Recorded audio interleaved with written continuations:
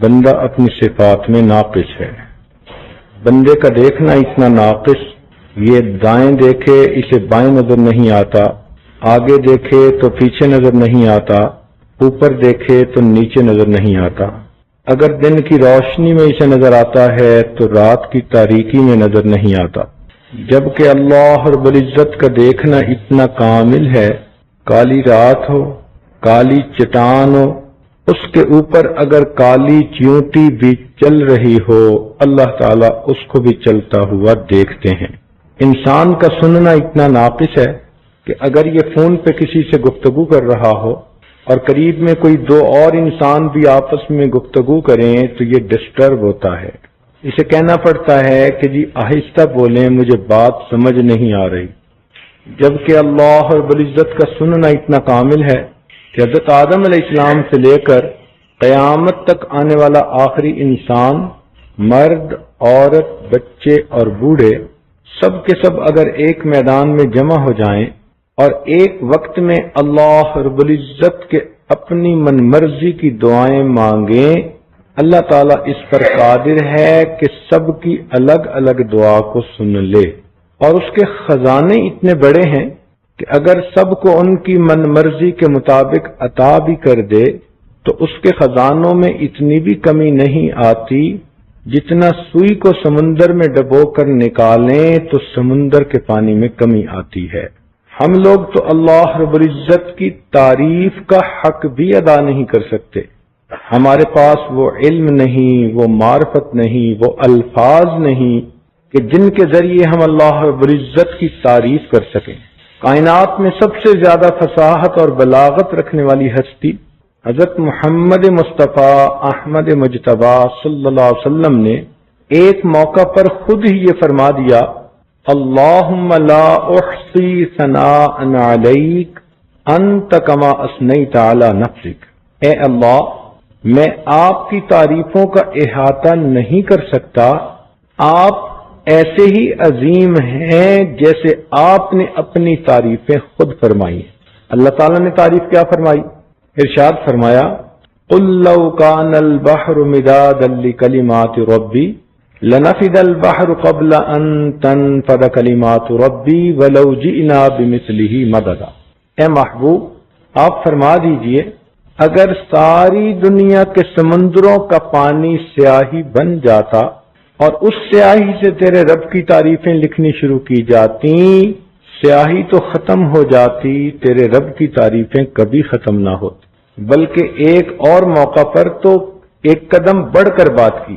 ارشاد فرمایا، وَلَوْ أَنَّ مَا فِي الْأَرْضِ مِن شَجَرَةٍ أَقْلَامٌ وَالْبَحْرُ يَمُدُّهُ مِن بَعْدِهِ سَبْعَةَ أَبْحُرٍ مَا نَفِدَتْ كَلِمَاتُ اللَّهِ.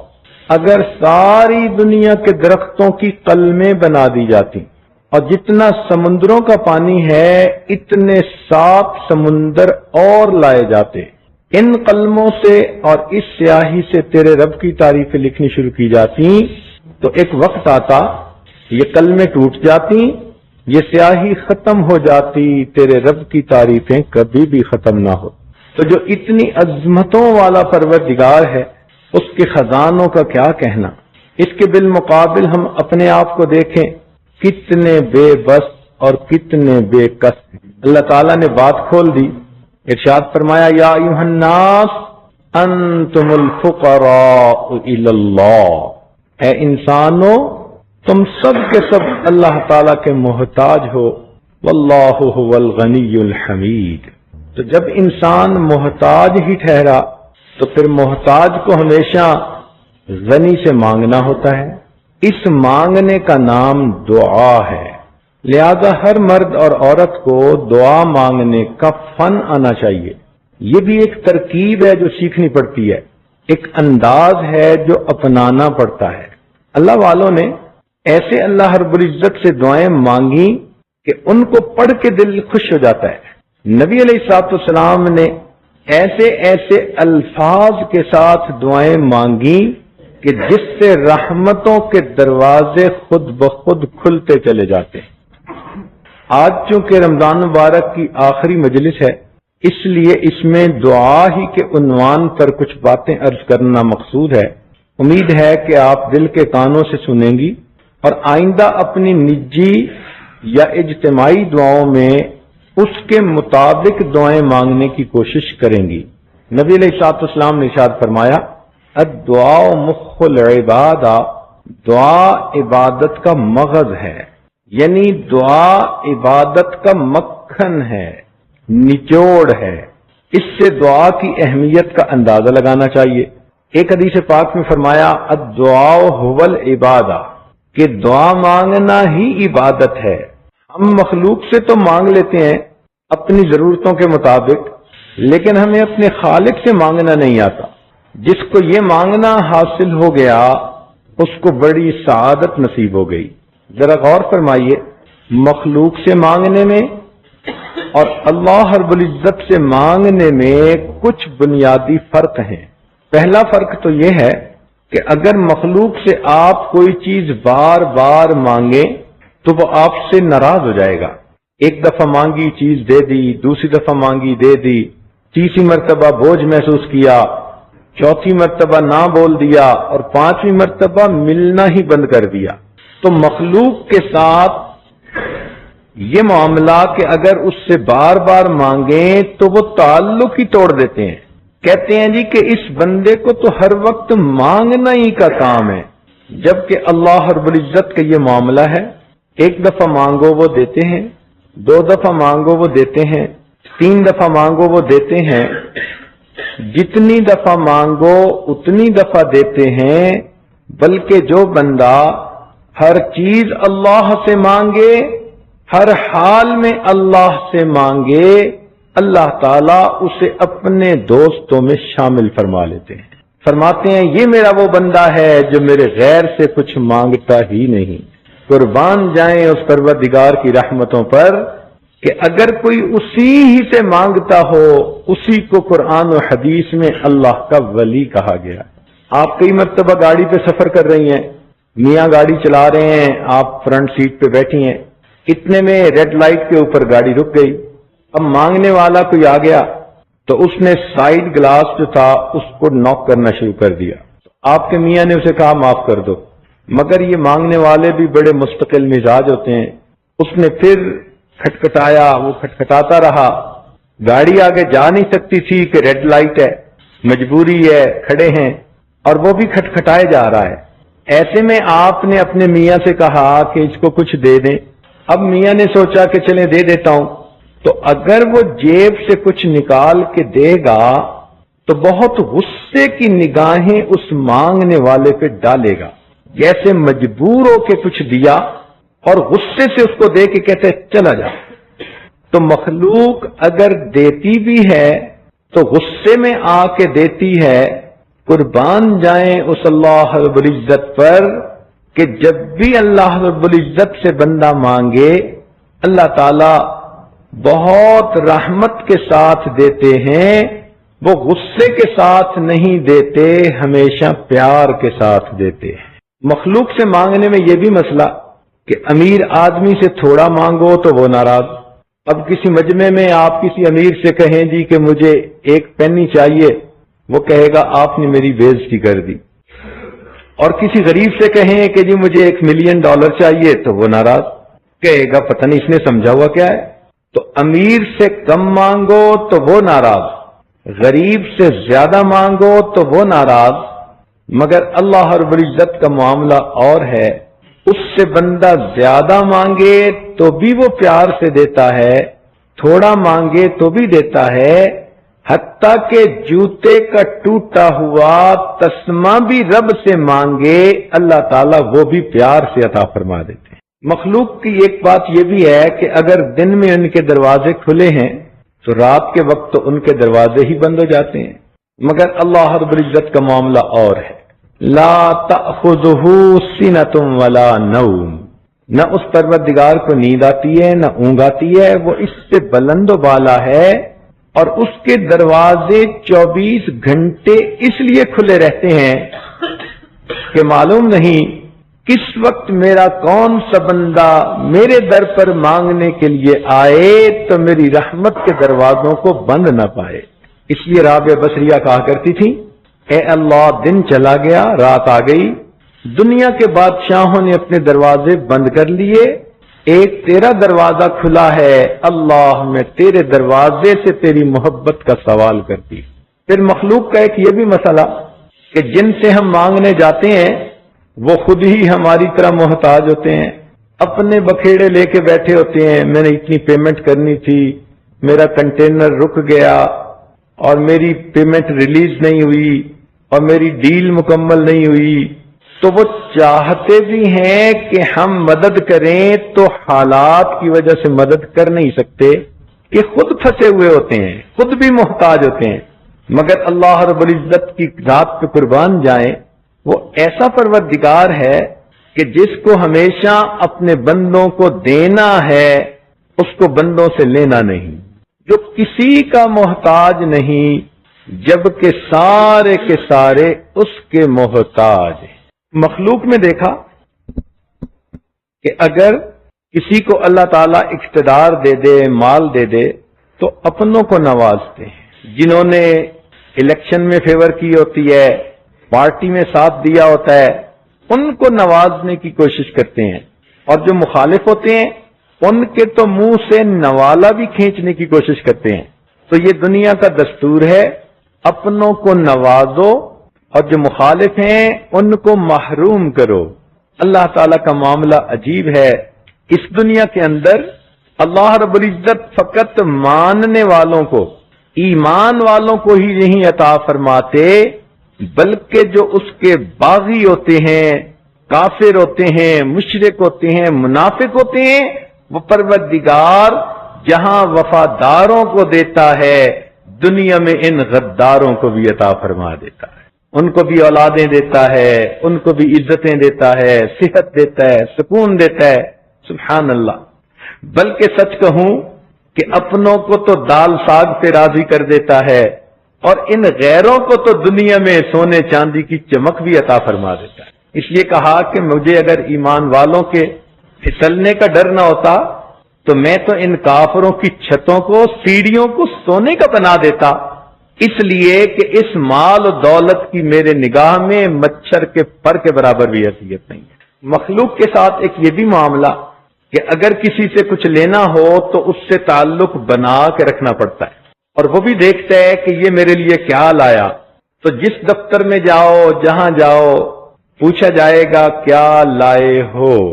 مگر اللہ رب العزت کا معاملہ اور ہے، اس پروردگار کے دروازے پر اگر کوئی فقیر جا بیٹھے، وہ بندے سے یہ نہیں پوچھتے کہ تم کیا لائے ہو، وہ صرف اتنا پوچھتے ہیں میرے بندے تم کیا لینے کے لیے آئے ہو۔ پھر مخلوق کے بارے میں دیکھا، اگر کوئی کسی کے ساتھ بھلا کرتا ہے، اس کو سپورٹ کرتا ہے، تو اگر اس بندے کے بارے میں شک بھی پڑ جائے نا کہ اس نے کہیں میرے خلاف بات کر دی یا کوئی اونچ نیچ کر دی، تو لوگ فقط شک کی بنا پر اپنے ہاتھ پیچھے کھینچ لیتے ہیں اور دوسرے کو بے سہارا چھوڑ دیتے ہیں۔ فقط شک کی بنیاد پر مخلوق دوسرے کو بے سہارا چھوڑ دیتی ہے۔ قربان جائیں اس پروردگار پر کہ جس کے گناہگار بندے جان بوجھ کے بھی گناہ کے مرتکب ہوتے ہیں، تو اس کے باوجود وہ اتنی حلیم ذات ہے، ان کو اپنے دروازے سے دھتکارتی نہیں، بلکہ ان کو بھی رحمت کے ساتھ بلاتے ہیں، میرے بندے گناہ تو کر بیٹھے، آؤ میرے دروازے پر تاکہ تم اپنے گناہوں کی معافی مانگو تو میں تمہارے گناہوں کو معاف کر دوں۔ آج کل اکثر یہ دیکھا گیا کہ لوگوں کو دعائیں کروانے کا بہت شوق ہوتا ہے، یہ بھی ایک اچھی عادت ہے۔ حدیث پاک میں آتا ہے کہ سیدنا عمر رضی اللہ عنہ عمرے کے لیے جا رہے تھے، تو نبی علیہ الصلوۃ والسلام نے تعلیم امت کی خاطر ان کو فرمایا، اے بھائی ہمیں اپنی دعاؤں میں نہ بھولنا۔ تو اس سے پتہ چلا کہ بھئی دعاؤں کے لیے بھی کہنا چاہیے، مگر ایک رتبہ اس سے بھی اونچا ہے، وہ کیا ہے کہ دعائیں کروانے کی بجائے انسان دعائیں لینے والا بن جائے۔ دعائیں لینا کیا کہ بچہ اتنا نیک بنے، پڑھائی میں اتنا اچھا بنے، مؤدب بھی ہو، محنتی بھی ہو، نیکوکار بھی ہو، اتنا اچھا بنے کہ اس کے ماں باپ یا پیر استاد کی نگاہ اس پر پڑے تو بے اختیار دل سے اس کے لیے دعائیں نکلے. اللہ کرے کہ ہم بھی دعائیں لینے والے بن جائیں. چنانچہ ہمارے ہاں ایک بزرگ گزرے ہیں، مولانا غلام رسول پونٹوی رحمت اللہ علیہ. پونٹا ایک گاؤں کا نام ہے اور یہ میٹل روڈ سے 30 کلومیٹر اندر تھا. صرف پیدل کا راستہ تھا، کوئی سواری نہیں جاتی تھی. کھیتوں کے درمیان پگڈنڈی پہ چل کے وہاں پہنچنا ہوتا تھا. حضرت شیخ الہند رحمت اللہ علیہ کے شاگرد تھے، ان کی خدمت کی اور ان کی دعائیں لیں. پھر اللہ تعالی نے ان کو وہ بخت لگائے کہ سبحان اللہ. زمانے طالب علمی میں جب یہ دارالعلوم میں دور حدیث کر رہے تھے تو اس وقت رات کو چھپ کر اپنے شیخ کی رہائش گاہ اور دارالحدیث کے درمیان جو راستہ تھا اس کا جھاڑو دیا کرتے تھے، صفائی کیا کرتے تھے، اس محبت میں کہ اس راستے سے میرے استاد مکرم نے چل کے آنا ہے مجھے حدیث پڑھانے کے لیے. ایک مرتبہ رات کو کوئی جھاڑو نہ ملا تو سر کے اوپر ایک امامہ سا باندھا ہوا تھا، اسی کو اتار لیا اور اس راستے کو صاف کرنے لگے. اللہ تعالیٰ کی شان کہ حضرت شیخ الہند رحمت اللہ علیہ نے کھڑکی سے باہر جھانک کر دیکھا تو طالب علم کو صفائی کرتے پایا. بلا کے پوچھا، بات کھل گئی تو شیخ الہند رحمت اللہ علیہ نے دعا دی. اس دعا کا یہ نتیجہ نکلا کہ جب یہ لوٹ کر واپس آئے تو اپنے گاؤں میں پڑھانا شروع کیا. 300 طلباء گاؤں کے اندر ان سے پڑھا کرتے تھے اور ان کو ملک میں امام النحات کا لقب ملا تھا، نحویوں کا امام.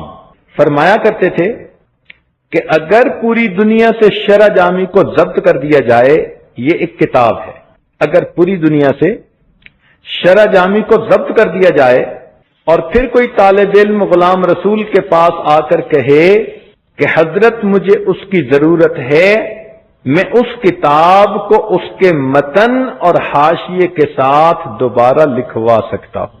پھر ان کو اللہ رب العزت نے 2 شاگرد دیے، دونوں کا نام عبداللہ. ایک عبداللہ دہلوی رحمت اللہ علیہ اپنے وقت کے بڑے شیخ گزرے اور ان کا دورہ تفسیر اتنا معروف تھا کہ رمضان مبارک میں سینکڑوں علماء ان کے پاس حاضر ہو کر رمضان گزارتے تھے اور قرآن مجید کی تفسیر سیکھا کرتے تھے. اور دوسرے عبداللہ جن کا نام عبداللہ درخواستی رحمت اللہ علیہ، جو حافظ الحدیث تھے اور آسمان علم کے اوپر چمکتے ہوئے سورج اور چاند کی مانند تھے. تو جن کو استادوں کی دعائیں لگتی ہیں پھر بخت بھی انہی کو لگا کرتے ہیں. نبی علیہ الصلوۃ والسلام کی خدمت میں بھی 2 نوجوان تھے اور دونوں کا نام عبداللہ تھا، بلکہ 3 تھے اور تینوں خدمت میں آگے بڑھنے کی کوشش کرتے تھے. تو حدیث پاک میں آتا ہے کہ اللہ تعالیٰ کے محبوب صلی اللہ علیہ وسلم ان کے لیے تہجد کی نماز میں نام لے کر دعائیں مانگا کرتے تھے. نبی علیہ الصلوۃ والسلام کی دعاؤں کا یہ اثر ملا کہ وہ تینوں عباد اللہ جو تھے اپنے اپنے فن کے امام بنے. عبداللہ ابن عباس امام المفسرین بنے، عبداللہ ابن مسعود رضی اللہ عنہ امام الفقہاء بنے اور عبداللہ ابن عمر رضی اللہ عنہ امام المحدثین بنے. تو اللہ کرے کہ ہم بھی اپنے ماں باپ کی خدمت کریں، اساتذہ کی خدمت کریں، بڑوں کی خدمت کریں اور ہم بھی ان کی دعائیں لینے والے بن جائیں. اللہ رب العزت کو یہ بندوں کا مانگنا اتنا پسند ہے کہ قرآن مجید میں فرمایا وَإِذَا سَأَلَكَ عِبَادِي عَنِّي فَإِنِّي قَرِيبٌ. اب یہاں پر ایک علمی نکتہ سمجھ لیجئے کہ قرآن مجید میں بہت سارے سوال پوچھے گئے اور ان کے جواب بھی اللہ تعالیٰ نے نبی علیہ السلام کی زبان فیض ترجمان سے دلوائے. تو ایک انداز ہے سوال پوچھنے کا اور اس کے جواب نقل ہونے کا. مثلا یسألونک عن الاہلہ، یہ سوال ہے. قل ہی مواقیت للناس والحج، یہ نبی علیہ السلام کی زبان مبارک سے اس کا جواب دلوایا گیا. یسألونک عن الیتامی، یہ سوال ہے. قل اصلاح لہم خیر، یہ اس کا جواب زبان سے دلوایا گیا۔ یسألونک عن المحیض، یہ سوال ہے، قل هو اذن فاعتزلوا النساء فی المحیض۔ تو معلوم ہوا کہ ایک انداز سے سوال کو نقل کیا گیا اور پھر قل کے الفاظ سے اس کے جواب دلوائے گئے۔ ایک سوال قرآن مجید میں ایسا ہے کہ جو اللہ تعالیٰ کو اتنا پسند آیا کہ اس کے لیے قرآن مجید کے ضابطے کو بھی اللہ تعالیٰ نے بدل کے رکھ دیا، سوال و جواب کے انداز کو بھی بدل کے رکھ دیا۔ اتنا تو اچھا سوال تھا کہ میرے مولا کو پسند آ گیا، اور جواب دینے میں انہوں نے اور انداز اختیار فرمایا، اور وہ سوال کیا تھا؟ وَإِذَا سَأَلَكَ عِبَادِي أَنِّي، اور جب یہ بندے آپ سے میرے بارے میں پوچھیں، فَإِنِّي قریب، میں تو بہت قریب ہوں۔ یہاں کل کے لفظ کا بھی درمیان میں فاصلہ اللہ نے گوارا نہیں فرمایا۔ اب بتائیے، جو پروردگار اپنے بندوں کے اتنا قریب ہو اور اتنا پسند کرے کہ میرے بندے میرے سامنے مانگیں، اپنی پیشانیاں ٹیکیں، اپنے دامن پھیلائیں، اس پروردگار سے اگر ہم نہ لے سکیں تو یہ تو سراسر ہمارا اپنا قصور ہے۔ ایک نقطے کی بات سمجھیے کہ جو سخی ہوتا ہے نا، اس سے اگر مانگنے والا مانگے، تھوڑا بھی مانگے، تو سخی اس کو زیادہ دیتا ہے۔ چنانچہ حاتم طائی کے بارے میں ہے کہ کسی نے 5 دینار مانگے تھے اور اس نے غلام کو کہا کہ اس کو 500 دینار دے دو۔ تو کسی نے پوچھا جی کہ مانگے تو 5 دینار اور آپ دلوا رہے ہیں 500 دینار، تو انہوں نے فرمایا کہ اس نے اپنی حیثیت کے مطابق مانگا تھا اور میں نے اپنی حیثیت کے مطابق دیا ہے۔ تو جب دنیا کے سخی اپنے مقام کے مطابق دیتے ہیں تو رب کریم کا بھی یہی معاملہ کہ مانگنے والا اگر تھوڑا بھی مانگتا ہے تو وہ پروردگار اس کی امیدوں سے بڑھ کر عطا کرتا ہے۔ اس لیے اللہ تعالیٰ سے جب مانگنا ہو تو دل کھول کے مانگے۔ وہ کسی نوجوان نے کہہ دیا اللہ دے مجھے 500 ارب ڈالر، تو ساتھ والے نے کہا اوے اتنے؟ کہتے بھائی تم سے نہیں مانگے، اللہ تعالیٰ سے مانگے۔ تو مخلوق کا تو معاملہ یہ کہ اس کا دل چھوٹا ہوتا ہے، تنگ دل ہوتے ہیں۔ اللہ رب العزت کا تو معاملہ اور ہے، مانگنے والوں کو ہمیشہ اپنے دامن کے تنگ ہونے کا شکوہ رہا، دینے والے کی رحمت ہمیشہ اس سے بھی زیادہ تھی۔ چنانچہ قرآن عظیم الشان سے اس کی 2-4 مثالیں۔ سیدنا ابراہیم علیہ السلام نے جب اپنی اہلیہ صاحبہ اور اپنے بیٹے کو مکہ مکرمہ میں آباد کرنے کے لیے چھوڑا تو یہ جگہ بالکل غیر ذی زرع تھی، سبزے کا نام و نشان نہیں تھا، پانی نہیں تھا، پینے کو پانی نہیں تھا، جینے کو پانی نہیں تھا۔ اب ایسے وقت میں اگر ہمیں دعا کرنی ہو اپنے بیوی بچوں کے لیے تو ہم اتنی دعا کرتے اللہ میں آپ کے حکم پر ان کو چھوڑ کے جا رہا ہوں، پیچھے ان کو کھانا دیے رکھنا۔ بلکہ ہمارے گجراتی بھائی دعا مانگیں گے تو اللہ کہیں گے اللہ میں چھوڑ کے جا رہا ہوں، پیچھے ان کو کڑی کھچڑی دیے رکھنا۔ مگر وہ سیدنا ابراہیم علیہ السلام تھے، انہوں نے دعا کیا مانگی؟ دیکھ رہے ہیں کہ یہاں سبزے کا نام و نشان نہیں، کھیتی نہیں، درخت نہیں، کچھ بھی نہیں، مگر اللہ تعالیٰ سے دعا مانگتے ہیں اے پروردگار وَارْزُقْهُم مِّنَ الثَّمَرَاتِ، اے اللہ ان کو کھانے کے لیے پھل عطا فرمائیے۔ سبحان اللہ، یہ فراست نبوی ہوتی ہے، وہ عظمت خداوندی کو سمجھتے ہیں، اسی لیے دل کھول کے مانگتے ہیں۔ تو انہوں نے فقط کھانا نہیں مانگا بلکہ کہا کہ اللہ ان کو کھانے کے لیے پھل عطا کر دیجیے۔ کتنا بڑھ کر مانگا، مگر قربان جائیں اس پروردگار پر جس کی ذات اتنی بڑی ہے کہ وہ مانگنے والے کی مانگ سے ہمیشہ زیادہ دیتا ہے۔ چنانچہ قرآن مجید میں اللہ تعالیٰ نے ان کی دعا کی قبولیت کے جواب میں کہا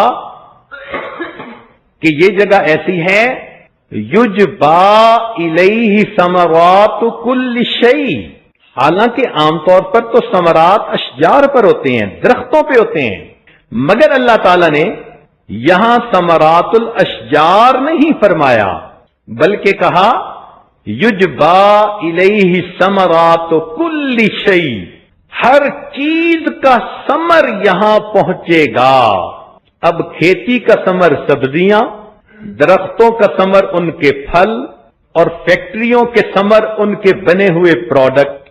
لہذا دینے والے کی دین دیکھیے کہ مانگنے والے نے درختوں کے پھل مانگے تھے۔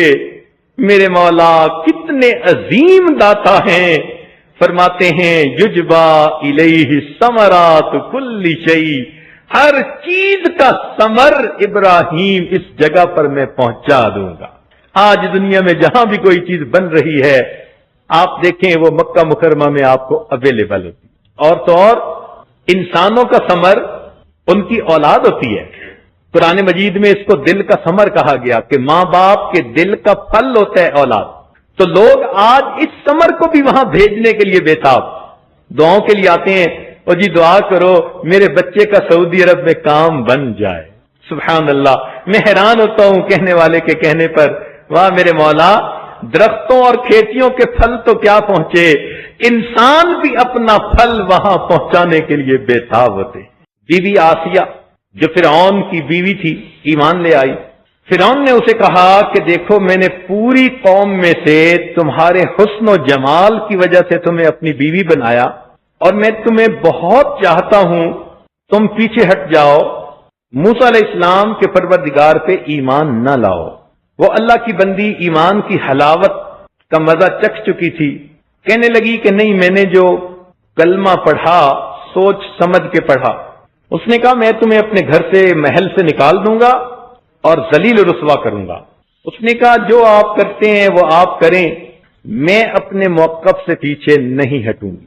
عورت کہلاتی تو صنف نازک ہے، لیکن جب اس کا یقین بن گیا ہو اور یہ کسی جگہ پہ اڑ جائے تو پھر پہاڑوں جیسی استقامت دکھا دیتی ہے۔ چنانچہ فرعون نے اسے بے لباس کر کے اپنے محل سے دھکا دے دیا۔ عورت کے لیے گھر سے بے گھر ہونا سب سے بڑا صدمہ ہوتا ہے۔ اس سے بڑا دکھ کسی عورت کو کوئی دنیا میں نہیں مل سکتا کہ وہ بے آسرا ہو جائے، بے سہارا ہو جائے، دنیا میں جو چھت ملی تھی اس سے اس کو دھکا دے دیا جائے۔ لیکن جب اس کو دھکا دیا گیا تو اس نے اللہ تعالیٰ سے دعا مانگی کہ اے اللہ، اس ظالم نے تو مجھے اپنے گھر سے نکال دیا، میں عورت زاد ہوں، کمزور ہوں، رب ابن لی عندک بیتن فی الجنہ، اس کے بدلے اے اللہ مجھے جنت میں گھر عطا کر دیجیے۔ اب دیکھو اس بی بی کی یہ بات اللہ تعالیٰ کو اتنی پیاری لگی کہ قرآن مجید میں ان کی دعا کو نقل کیا گیا، قرآن کا حصہ بنا دیا گیا۔ اب آگے دیکھیے کہ مانگنے والی نے تو فقط گھر مانگا تھا، دینے والے کی دین مانگنے والے سے زیادہ ہوتی ہے۔ اللہ تعالیٰ نے گھر بھی عطا کیا اور گھر والا بھی عطا کر دیا۔ روح المعانی میں یہ لکھا ہے کہ جب خدیجہ الکبریٰ رضی اللہ عنہا کی وفات ہونے لگی، نبی علیہ السلام نے فرمایا خدیجہ جنت میں جانا تو میری بیویوں کو سلام کہنا۔ حیران ہو کر پوچھا اے اللہ کے محبوب صلی اللہ علیہ وسلم، دنیا میں تو آپ کی پہلی بیوی میں ہوں۔ فرمایا بالکل ٹھیک ہے، مگر اللہ رب العزت نے بی بی آسیہ اور مریم کو جنت میں میری بیویوں میں شامل فرما دیا۔ مانگنے والی نے گھر مانگا تھا، میرے مولا اس کو تو تصور بھی نہیں ہوگا کہ گھر مانگنے کے بدلے میں کیسا گھر والا مل جائے۔ سیدنا عمر رضی اللہ عنہ آتے ہیں مکہ مکرمہ سے مدینہ کی طرف، ایک جگہ رات کو آرام کیا، تہجد کے وقت آنکھ کھلی تو دیکھا کہ آسمان پہ چاند چمک رہا تھا، نور کی بارش ہو رہی تھی، ٹھنڈی ہوا چل رہی تھی، قبولیت دعا کا وقت لگ رہا تھا۔ تو آسمان کے چاند کو دیکھ کے عمر رضی اللہ عنہ کو مدینے کے چاند یاد آ گئے، اٹھ بیٹھے اور اس تنہائی میں قبولیت دعا کے وقت میں عمر رضی اللہ عنہ نے اللہ رب العزت کے سامنے اپنے دل کی ایک تمنا پیش کی۔ تمنا کیا تھی؟ یہ تمنا پیش کی اللہم ارزقنی شہادتن فی سبیلک، اے اللہ مجھے اپنے راستے میں شہادت عطا فرما، وجعل قبری فی بلد حبیبک، اور میری قبر اپنے محبوب صلی اللہ علیہ وسلم کے شہر میں بنا۔ دعا قبول ہو گئی، مگر مانگنے والے نے تو فقط شہادت مانگی تھی اور مدینے کی مٹی مانگی تھی۔ قربان ہو جائیں اس دینے والے کی دین پر۔ شہادت تو کسی گلی کے کونے پہ بھی مل سکتی تھی، پہاڑ کی چٹان پہ مل سکتی تھی، کہیں گھر میں مل سکتی تھی، مگر اللہ رب العزت نے شہادت بھی کہاں دی؟ باوضو ہیں، نماز کی حالت میں ہیں، ریاض الجنہ میں ہیں، نبی علیہ السلام کے مصلی پہ کھڑے ہیں، جہاں ان پر وار کیا گیا اور وہ ان کی شہادت کا سبب بنا۔ انہوں نے تو یہ تو نہیں مانگا تھا اللہ مصلی نبوی پہ شہادت عطا فرمانا، یہ تو میرے مولا کی دین ہے نا۔ پھر دعا مانگی تھی کہ اے اللہ اپنے محبوب کے شہر میں دفن ہونے کی توفیق عطا فرمانا، تو اگر جنت بقیع میں دفن ہو جاتے تو بات پوری ہو جاتی، مگر نہیں، دعا قبول ہوئی تو قبول کرنے والے نے جنت بقیع میں دفن ہونا پسند نہ کیا، بلکہ عمر لانوں کو اپنے محبوب کے قدموں میں حجرہ انور کے اندر دفن ہونے کی توفیق عطا فرمائی۔ تو دیکھیے کہ مانگنے والا جو امید لے کر مانگتا ہے اللہ تعالیٰ کی دین اس سے بھی زیادہ ہوتی۔ تو جب وہ ایسی دینے والی ذات ہے تو کیوں نہ انسان اس اللہ رب العزت سے خوب ڈٹ کے مانگے۔ اسی لیے مانگنا سیکھنا پڑتا ہے۔ آپ نے پاسپورٹ لینا ہو، اپلیکیشن خود بھرنی نہیں آتی تو پھر کسی سے ہیلپ لیتی ہیں، بلکہ جو لوگ یہ کام کرتے ہیں اٹارنی ان سے بھرواتی ہیں کہ جی اگر اپلیکیشن ٹھیک نہ بھری گئی پاسپورٹ نہیں ملے گا، ویزا نہیں ملے گا، کام نہیں ہوگا۔ یہ دعا اللہ رب العزت کی بارگاہ میں ایک اپلیکیشن فارورڈ کرنے کا دوسرا نام ہے۔ اب کتنی بار لوگوں کے ویزے ریجیکٹ ہوتے ہیں کہ انہوں نے درخواست میں انفارمیشن پراپر نہیں دی ہوتی، تو غصہ ان پہ کوئی نہیں کرتا کہ ریجیکٹ کیوں کر دی، غصہ اپنے پہ کرتے ہیں، ہاں مجھ سے غلطی ہوئی، میں نے اپلیکیشن ٹھیک نہیں بھری۔ بالکل یہی معاملہ ہے کہ بندوں کو دعا کی اپلیکیشن بھرنی آتی نہیں اور دعا کے ریجیکٹ ہونے پر پھر خفا اللہ رب العزت سے ہوتے پھرتے ہیں۔ ہم الزام ان کو دیتے تھے، قصور اپنا نکل آیا۔ اور ہم سوچیں کبھی ہم نے یہ دعا کی اپلیکیشن بھرنا سیکھی کسی سے؟ علماء کے پاس بیٹھیں، مشائخ کے پاس بیٹھیں، وہ بتائیں گے کہ دعا کی درخواست کیسے بھری جاتی ہے۔ چنانچہ ایک صحابی نے آ کر نماز پڑھی، دعا مانگی، نبی علیہ السلام نے بلا کر سمجھایا، فرمایا کہ جب تو دعا مانگنا چاہے تو پہلے اللہ تعالیٰ کی تعریفیں بہت پیارے انداز سے کرو، پھر مجھ پر درود شریف پڑھو، پھر اپنے لیے، اپنے اہل خانہ، سب لوگوں کے لیے دعائیں مانگو، آخر پہ پھر درود شریف پڑھو، تو اس طرح تمہاری دعا جلدی قبول ہو جائے گی۔ تو گویا نبی علیہ السلام نے ایک پیٹرن بتا دیا اپلیکیشن بھرنے کا کہ یہ ترتیب ہوتی ہے، ہم بھی اسی طرح دعائیں مانگنی شروع کریں۔ آج تو حالت یہ ہے کہ 2-4 دفعہ دعا مانگتی ہیں اور جب قبولیت کے آثار آنکھوں سے نہیں دیکھتی تو پھر مایوس ہو جاتی اور کہتی ہیں جی بس ہماری تو دعائیں اللہ تعالیٰ سنتا نہیں۔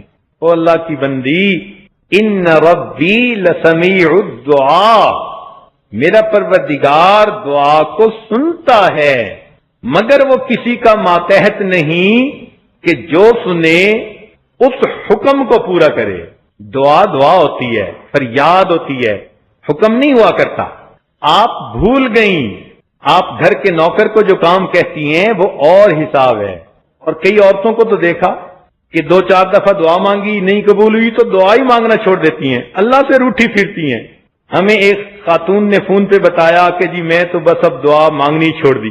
میں نے کہا کہ خاوند میں اور خدا میں بڑا فرق ہوتا ہے۔ حیران ہو گئی، کہنے لگی کیا کہا؟ میں نے کہا خدا کو خدا سمجھو، خاوند نہ سمجھو۔ یہ تو خاوند کے ساتھ تمہارے ناز ہے نا کہ ایک بات کہی اگر اس نے پوری نہ کی تو چلو روٹھ گئی کہ اب خود ہی منائے گا۔ وہ اللہ رب العزت بے نیاز، وہاں ناز نہیں چلتا، وہاں نیاز چلتی ہے۔ کیا کیا نہ اپنے زہد و اطاعت پہ ناز تھا، بس دم نکل گیا جو سنا بے نیاز ہے۔ وہ پروردگار بے نیاز، اس لیے فرمایا ساری دنیا کے انسان صدیق اکبر لانو جیسا دل والے بن جائیں اور اس دل سے ہماری عبادت کریں تو ہماری شان میں کوئی اضافہ نہیں ہوتا، اور ساری دنیا کے انسان فرعون جیسے بدبخت بن جائیں اور ایک بھی نیک کام نہ کریں، بدکاریوں میں ڈٹے رہیں، اللہ تعالیٰ فرماتے ہیں ہماری شان میں کوئی کمی نہیں آتی۔ اس لیے اللہ رب العزت اللہ رب العزت ہیں، ان کی عظمتوں کو سمجھیے۔ آج ہم دعا مانگنے کی بجائے کام ذمے لگاتے ہیں۔ دفتر میں بڑے صاحب آتے ہیں نا، اکرم یہ کام کر دینا، اسلم ذرا اس کو بھی دیکھ لینا، اور فلانے تم یہ بھی دیکھ لینا، وہ کام ذمے لگاتا ہے۔ آج ہم بھی دعائیں اسی طرح مانگتے ہیں۔ عورتیں ہاتھ اٹھاتی ہیں، اللہ میری بیٹی کا رشتہ آ جائے، میرے بیٹے کو نوکری مل جائے، میرے خاوند کی ڈیل مکمل ہو جائے اور میں حج پہ چلی جاؤں۔ یہ اللہ کی بندی بیٹھی اللہ تعالیٰ کے ذمے کام لگا رہی ہے، اس کو دعا کہتے ہیں؟ ہم اللہ رب العزت کی عظمت کو سمجھتے ہی نہیں ہیں۔ اس کی بارگاہ میں جھکنا پڑتا ہے، اپنے آپ کو مٹانا پڑتا ہے، مانگنا پڑتا ہے، حتیٰ کہ ایسے مانگیں کہ میرے مولا کو ترس آ جائے۔ اللہ رب العزت سے ایسے مانگو کہ اللہ تعالی اور اس کی مخلوق کو تم پہ رحم آ جائے۔ یہ نبی علیہ السلام کی شان تھی۔ دیکھیے بدر کے میدان میں رات کو نبی علیہ السلام نے دعا مانگی، اللہم ان تہلک ہذہ العصابۃ لا تعبد بعد اليوم، اے اللہ اگر یہ مٹھی بھر جماعت آج ختم ہو گئی تو پھر قیامت تک تیرے نام کی عظمت بتانے والا کوئی نہیں رہے۔ یہاں محدثین نے ایک نقطہ لکھا کہ کیا مطلب کہ اگر یہ لوگ چلے گئے تو بعد میں کوئی آتا ہی نہ؟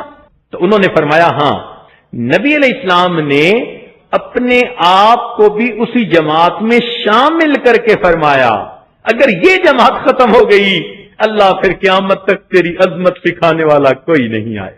ایسی دعائیں مانگی۔ صدیق اکبر عنہ پہرے پہ کھڑے تھے، حدیث پاک میں آتا ہے کہ ان کا دل بھر اٹھا اور کہنے لگے اے اللہ رب العزت کے محبوب آپ اپنا سر اٹھا لیجئے، آپ کی دعا اللہ کے ہاں یقیناً قبول ہو جائے۔ کیا مانگنے کا انداز تھا کہ اللہ تعالی اور اس کے بندوں کو تمہارے اوپر رحم آ جائے۔ یہ دعا مانگنے کی ترتیب ہوتی ہے، اور ہمیں تو عاجزی کرنی آتی ہی نہیں۔ ہم نے سیکھی کہاں کہ عاجزی کیسے کرتے ہیں، اس لیے پھر دعائیں من و عن قبول نہیں ہوتی۔ بہرحال مانگنے کا طریقہ تو آج آپ سیکھ ہی رہی ہیں۔ اس طرح سے اگر آپ اللہ تعالیٰ سے مانگتی رہیں گی تو یقیناً قبولیت اپنی آنکھوں سے دیکھیں گی، اس لیے کہ ہمارا اللہ وہ پروردگار ہے جو دے کے خوش ہوتا ہے، محروم کر کے خوش نہیں ہوتا۔ اور وہاں کوئی بجٹ کی کمی بھی نہیں ہے کہ جی ہم اس سال آپ لوگوں کی ہیلپ نہیں کر سکتے، آئندہ سال کے بجٹ میں ہم آپ کا خیال رکھیں گے۔ اللہ تعالیٰ کے خزانے بے حد و حساب ہیں، اس لیے اگر ہمیں مانگنا آ جائے تو پھر قبولیت میں ہمیں دیر نہ لگے۔ اس لیے تو فرمایا میرے بندے اس در پر تیرے آنے میں دیر ہے، میرے عطا کرنے میں دیر نہیں ہوا کرتی۔ چنانچہ تہجد کے وقت ایک فرشتہ اعلان کرتا ہے حل من سائل فاعطی له، ہے کوئی سوال کرنے والا کہ جس کو عطا کر دیا جائے۔ ہم کو شکوہ ہے ہمارا مدعا ملتا نہیں، دینے والے کو گلا ہے کہ گدا ملتا نہیں، غفلت شعاری دیکھ کر بندے کی کہتا ہے کریم، دینے والا دے کسے دستے دعا ملتا نہیں۔ ہم تو مائل بکرم ہیں کوئی سائل ہی نہیں، راہ دکھلائیں کسے راہ رو منزل ہی نہیں، طور تو موجود ہے موسیٰ ہی نہیں۔ خدا کی دین کا موسیٰ سے پوچھئے احوال، خدا کی دین کا موسیٰ سے پوچھئے احوال، کہ آگ لینے کو جائیں پیمبری مل جائے۔ ٹوٹے رشتے وہ جوڑ دیتا ہے، بات رب پہ جو چھوڑ دیتا ہے۔ ٹوٹے رشتے وہ جوڑ دیتا ہے، بات رب پہ جو چھوڑ دیتا ہے۔ اس کے لطف و کرم کا کیا کہنا، لاکھ مانگو کروڑ دیتا ہے۔ وہ اللہ رب العزت بندے کی امیدوں سے بڑھ کر عطا فرماتا ہے۔ تو ہم اللہ رب العزت سے مانگیں تو عاجزی کے ساتھ مانگیں۔ دیکھیں دعا کے لیے اللہ رب العزت نے کوئی شرط تو نہیں نہ لگائی، نہ وقت کی شرط ہے، نہ زمان کی، نہ مکان کی، نہ کسی انسان کی۔ کوئی بھی مانگے اللہ عطا کر دیتے ہیں۔ ذرا غور کرو، شیطان نے کہا تھا رب انذرنی الی یوم یبعثون، اس بدبخت ملعون نے اللہ سے مانگا تھا، میرے مولا نے اس کی دعا کو قبول کر کے فرما دیا انک من المنذرین۔ اور جو ایسے بدبخت دشمن کی بھی دعا قبول کر لیتا ہو، اس کے در پہ اگر کلمہ گو کوئی آ جائے تو پھر تو اس کی دعا جلدی قبول فرماتا ہے. بس یہ دعا کو ہم نے ہی لاک لگائے ہوتے ہیں. دیکھیں گاڑی سٹارٹ کرنی ہو مگر ایک لاک لگا ہوتا ہے، وہ چلتی نہیں. اسی طرح ہماری دعاؤں کی گاڑی چلتی ہی نہیں، یا تو گناہوں کے لاک لگے ہوتے ہیں یا پھر مانگنے کا انداز نہیں آتا، اس کے لاک لگ جاتے ہیں. تو ان لاک کو کھولیے، سچی توبہ کی نیت کر لیجئے اور اللہ رب العزت سے عاجزی سے مانگیے. ایک نقطے کی بات ذہن میں رکھنا کہ دعائیں مانگنے سے دعائیں قبول ہوتی ہیں، دعائیں پڑھنے سے دعائیں قبول نہیں ہوتی. آج کل تو ہم دعائیں پڑھتے ہیں. ایک مرتبہ ساتھ بیٹھے ہوئے نوجوان نے دعا مانگ کے اپنے چہرے سے ہاتھ پھیرے تو اس عاجز نے اس سے پوچھا، بھائی آج آپ نے کیا دعا مانگی؟ کہتے حضرت سچ بات کہوں مجھے یاد نہیں ہے. یعنی اتنی غفلت کی دعائیں کہ منہ پہ ہاتھ پھیرتے ہوئے بھی یاد نہیں میں نے مانگا کیا. اب ایسی درخواستوں کو تو پھر پھینک ماریں گے نا دور سے، تم نے سمجھا ہی کیا ہے. ہمارے دربار پہ بیٹھے ہو، زبان سے تم ہم سے خطاب کر رہے ہو اور دل تمہارے کسی اور کی محبت میں مست ہیں. جاؤ اسی کے پاس، اگر وہ تمہیں دے سکتا ہے تو اسی سے لے لو. حجاج بن یوسف کا ایک عجیب واقعہ، طواف کر رہا ہے، ایک نابینے کو دیکھا کہ وہ دعا مانگ رہے، اے اللہ مجھے بینائی عطا کر دے، بینائی عطا کر دے. تو یہ اس کے پاس آ کر رک گیا. اللہ نے اس کو مزاج کی سختی دی تھی، جو کہتا تھا وہ کر دیتا تھا، اس لیے لوگ اس کا نام سن کے ڈر جاتے تھے. اس نے اس اندھے کو ٹھوکر لگائی، او اندھے تجھے پتہ ہے میں کون ہوں؟ اس نے کہا نہیں. کہنے لگا میں حجاج بن یوسف ہوں. وہ تو اندھا گھبرا گیا، کہنے لگا تو بیٹھا اللہ تعالیٰ سے بینائی کی دعا مانگ رہا ہے، تو میں طواف کر رہا ہوں، اگر میرے طواف مکمل ہونے تک تیری بینائی واپس نہ ملی تو میں تجھے قتل کروا دوں گا. اور ایک پولیس والے کو کھڑا کر دیا کہ اندھا یہاں سے بھاگنے نہ پائے. خود طواف میں لگ گیا. اب تو اندھے کی حالت ہی کچھ اور تھی، تڑپ رہا ہے، آنسو نکل رہے ہیں، مچھلی کی طرح تڑپ کے کہہ رہا ہے اللہ پہلے تو بینائی کا سوال تھا، اب تو زندگی کا سوال ہے. ایسی تڑپ کے دعا مانگی کہ حجاج بن یوسف کے طواف ختم ہونے سے پہلے اللہ نے اس کو بینائی عطا فرمائی. حجاج بن یوسف نے اسے کہا کہ دیکھو میں نے علماء سے یہ مسئلہ سیکھا، جیسے تم پہلے دعا مانگ رہے تھے ساری عمر بیت اللہ کے سامنے بیٹھ کر وہ مانگتے رہتے، تمہیں کبھی بینائی نہ ملتی. جب تمہیں فکر لگی نا اور تمہارے دل سے تڑپ کے الفاظ نکلے تو دل سے جو بات نکلتی ہے اثر رکھتی ہے، پر نہیں طاقت پرواز مگر رکھتی ہے. آج ہم تڑپ کے مانگتے ہی نہیں. کتنی عورتیں ہیں جو تڑپ کے مانگتی ہیں. نبی علیہ الصلوۃ والسلام نے فرمایا کہ جو بھی مومن تڑپ کے مانگتا ہے اس کی دعا کو قبول کر لیا جائے. اللہ تعالیٰ قرآن مجید میں فرماتے ہیں امن یجیب المضطر اذا دعا، مضطرب ہو کے جب مانگتا ہے کوئی بندہ اللہ اس کی دعا کو قبول کر لیتے ہیں. لیکن قبولیت کی 3 مختلف صورتیں ہیں. پہلی صورت یہ کہ جیسا بندے نے مانگا ویسا ہی اللہ تعالیٰ کر دیں، جس کو ہم سمجھتے ہیں دعا قبول ہو گئی. مگر کئی مرتبہ ہم ایسی چیزیں مانگتے ہیں جو ہمارے لیے اچھی نہیں ہوتی. اب بچہ تو کہتے ہے کہ مجھے انگارہ اٹھانے دو، ماں کتنی شفیق ہے، کتنی رحیم و کریم ہے، مگر اپنے بیٹے کو انگارہ نہیں اٹھانے دیتے. اب کوئی بچہ کہہ سکتا ہے کہ میری ماں کتنی ظالم ہے کہ مجھے انگارہ ہی نہیں اٹھانے دیتی. ماں کہے گی بیٹا میں تیرے فائدے کی وجہ سے تیری اس بات کو پورا نہیں کر رہی. اسی طرح بندہ کئی مرتبہ دعا مانگتا ہے مگر وہ دعا اس کے بارے میں اچھی نہیں ہوتی. مثلا مال کی فراخی مانگی، اللہ تعالیٰ جانتے ہیں کہ یہ ایسا بندہ ہے کہ اگر اس کو کھلا مال مل گیا تو یہ ایمان کے دائرے سے ہی خارج ہو جائے گا، کفر کا مرتکب ہو جائے گا. تو اللہ تعالیٰ اس کو مال نہیں دیتے کہ مال مل گیا تو یہ تو پتہ نہیں خدا بن بیٹھے گا. کئی دفعہ مال اس لیے نہیں دیتے کہ اگر اس کو مال مل گیا تو اس کی اولاد نافرمان بن جائے گی. مال آتا ہے تو اپنے ساتھ وبال بھی تو لے کے آتا ہے نا.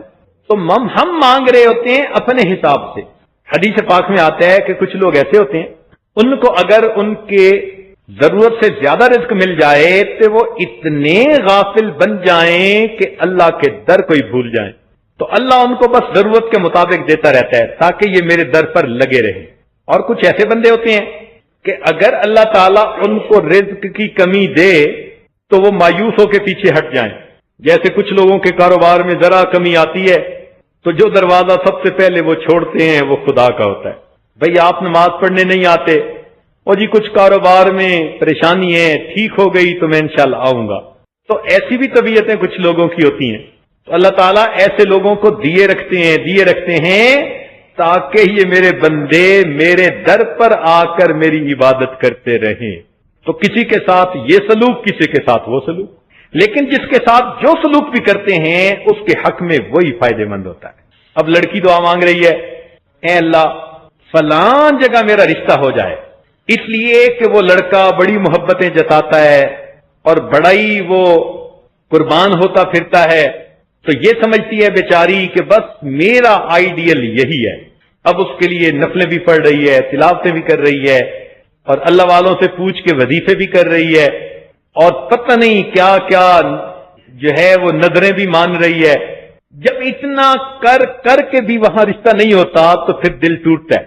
مگر یہ نہیں جانتی کہ اس کے ساتھ رشتہ ہونا اس کے حق میں بہتر نہیں تھا. اگر ہو جاتا تو وہ اس کو ساری زندگی تگنی کا ناچ نچا دیتا، ساری زندگی یہ روتی دھوتی رہتی. اللہ تعالیٰ نے اس کی پڑھائی، اس کی دعاؤں کے بدلے اس مصیبت سے اس کو بچا لیا. اللہ تعالیٰ فرماتے ہیں عَسَىٰ أَن تُحِبُّوا شَيْئًا وَهُوَ شَرٌّ لَكُمْ. او میرے بندو، ہو سکتا ہے کہ تم ایک چیز کو پسند کرو اور اس میں تمہارے لیے شر ہو، اور ایک چیز کو تم ناپسند کرو وَهُوَ خَيْرٌ لَكُمْ، اور اس میں تمہارے لیے خیر ہو. وَاللَّهُ يَعْلَمُ وَأَنْتُمْ لَا تَعْلَمُونَ. اللہ جانتا ہے تم نہیں جانتے. اس لیے اپنی باتیں جو دل کی ہوتی ہیں نا ان پہ اتنا نہ پکا ہو جائے کہ بس اب تو یہی پوری ہونی ہے. بس یہ کہو کہ اللہ جو بہتر ہے ہمارے حق میں وہ خیر کا فیصلہ فرما دی. تو ہم اگر عاجزی کے ساتھ، انکساری کے ساتھ اللہ رب العزت سے مانگیں تو اللہ رب العزت تو عطا کر کے خوش ہوتے ہیں. آپ نے کبھی فقیر کو دیکھا؟ اس نے کپڑے بھی ایسے پہنے ہوتے ہیں میلے سے پھٹے پرانے، اور آواز کے اندر بھی بڑا سوز ہوتا ہے، اور الفاظ بھی چن چن کے وہ لاتا ہے کہ دوسرے کے دل کو ٹچ کریں، اور ہاتھ بھی کانپ رہے ہوتے ہیں اور اپنی فریاد بیان کر رہا ہوتا ہے.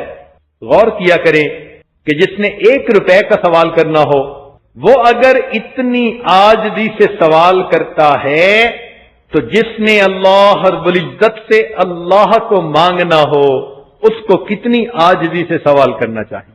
ہم تو اللہ کے سامنے بچھ جائیں، مٹ جائیں، ایسی عاجزی کے ساتھ مانگیں کہ اللہ کو پیار آ جائے. تو حدیث پاک میں آتا ہے کہ ہر مومن کی دعا قبول، مگر قبول ہونے کی 3 صورتیں. ایک صورت یہ کہ جو مانگا وہ منو ان اسی طرح قبول ہو گیا. دوسری صورت یہ کہ اللہ تعالیٰ وہ تو اس طرح پورا نہیں کرتے کہ اس کے حق میں بہتر نہیں تھا، البتہ دعا مانگنے کے بدلے اس بندے کو آنے والی مصیبت سے اللہ تعالیٰ بچا لیتے ہیں. کوئی مرض سے بچا لیتے ہیں، کوئی مصیبت سے بچا لیتے ہیں. آپ نہیں دیکھتی کتنی مرتبہ آپ گاڑی میں بیٹھی ہیں اور بس ایکسیڈنٹ ہوتے ہوتے بچ جاتا ہے، کیا پتہ یہ آپ کی کسی دعا کا بدلہ ہو. کتنی مرتبہ آپ ایک ایسا گناہ کر بیٹھتی ہیں کہ وہ رات کھلتے کھلتے رہ جاتا ہے. اگر وہ رات کھل جاتا تو کتنی ذلت ہوتی. میرا مولا جو اس وقت ستر پوشی کر لیتا ہے، جو چھپا لیتا ہے، جو نشانے پہ آئے ہوئے بندے کو پھر مہلت دے دیتا ہے، یہ ممکن ہے کسی دعا کا نتیجہ ہی. ہمیں تو نہیں پتا کہ اللہ تعالیٰ ہمیں کن کن مصیبتوں سے بچا رہے ہیں، ہمارے بچوں کو کیسی مصیبتوں سے بچاتے ہیں. تو یہ دوسرا طریقہ ہے دعا کے قبول ہونے کا. اور تیسرا یہ حدیث پاک میں آتا ہے کہ اگر اللہ تعالیٰ بندے کی کوئی بھی دعا دنیا میں قبول نہ کرے، نہ اس کے بدلے کوئی مصیبت دور کرے، تو اللہ تعالیٰ اس کو اس کے نام اعمال میں ذخیرہ بنوا دیتے ہیں. اس بندے کو قیامت کے دن کھڑا کریں گے اور اس کو اتنا اجر دیں گے کہ وہ بندہ کہے گا اللہ میری دنیا میں کوئی بھی دعا پوری نہ ہوتی، ہر دعا کا مجھے اجر اور بدلہ آج قیامت کے دن ملتا. تو مومن کو تو مزے ہیں مانگنے پر، یا تو دنیا میں قبول، یا اس کے بدلے کوئی مصیبت دور، یا پھر قیامت کے دن اللہ رب العزت کی رحمت سے بے حساب حصہ مل جائے گا. ہاں ایک طریقہ ہے کہ جس طریقے پر دعا میں تینوں صورتوں میں کسی ایک صورت میں بھی قبول نہیں ہوتی، اور وہ یہ کہ جب بندہ اپنی زبان سے شکوہ کرنے لگ جاتا ہے نا، اللہ تعالیٰ ہماری دعا سنتا نہیں، مانتا نہیں، قبول نہیں کرتا، اس بات پر اللہ تعالیٰ کو اتنا جلال آتا ہے کہ اللہ تعالیٰ اس بندے کی دعاؤں کو پھٹے کپڑے کی طرح بندے کے منہ پہ مار دیتے ہیں، فرماتے ہیں اچھا میں اگر قبول نہیں کرتا ہے کوئی دوسرا دروازہ جہاں تم جاؤ اور تمہاری مرادیں پوری ہو جائیں، دفع ہو جاؤ میرے در سے. اس لیے کبھی بھی یہ نہیں سوچنا چاہیے اللہ تعالیٰ دعائیں نہیں قبول کرتا، اللہ تعالیٰ ہماری سنتا نہیں. یہ شیطانی خیالات ہیں جو مومن کے دلوں میں شیطان ڈال دیتا ہے. اللہ کی پناہ مانگیں، اللہ تعالیٰ سے حسن ظن رکھیں.